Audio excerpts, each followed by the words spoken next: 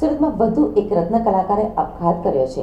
સુરતના ઉધનામાં રત્ન કલાકારને દિવાળી પછી કામ ના મળતા આર્થિક સંકટ ઊભું થયું હતું, જેથી યુવાને તાપી નદીમાં ઝંપલાવી મોતને વહાલું કર્યું હતું। આ અંગે મળતી માહિતી પ્રમાણે સુરતના ઉધના વિજયનગર વિસ્તારમાં પરિવાર સાથે 25 વર્ષીય અનિકેત દીપક ઠાકુર રહેતો હતો।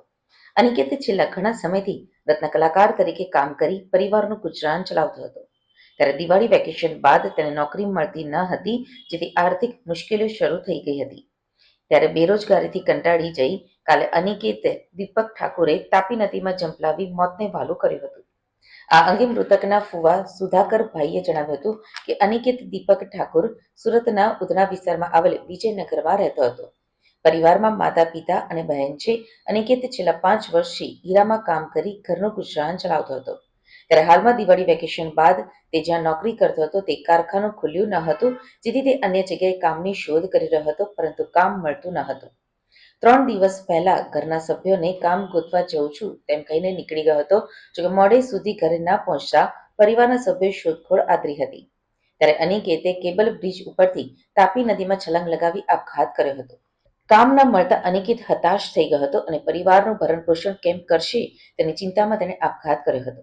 અત્રે ઉલ્લેખનીય છે કે અનિકેતનો પરિવાર મૂળ મહારાષ્ટ્રનો હતો અને અહીં સુરતના ભાડેના મકાનમાં રહેતો હતો।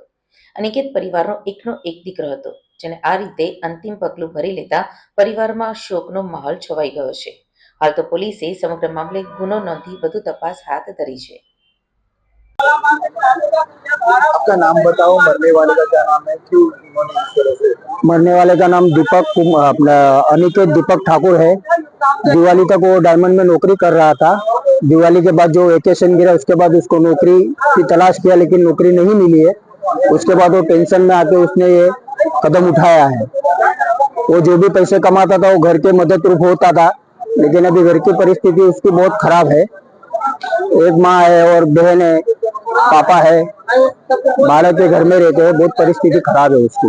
कितने समय में डायमंड में नौकरी करते थे? डायमंड में भी 4-5 साल से नौकरी करते थे। तो अचानक से नौकरी छूट गई, किस तरह से उसको टेंशन रहता था और कैसे उसने आपघात किया? उसने घर से बोला मैं जॉब ढूंढने जाता हूँ, नौकरी ढूंढने जाता हूँ। उसके बाद उसका पता ही नहीं चला। 3 दिन के बाद हम कल रात को हमको पता चला क्या कि भाई वो उनकी पहले बाइक मिली, बाइक के बाद उनको मिली, बाइक के बाद उनको डेड भी नहीं मिली।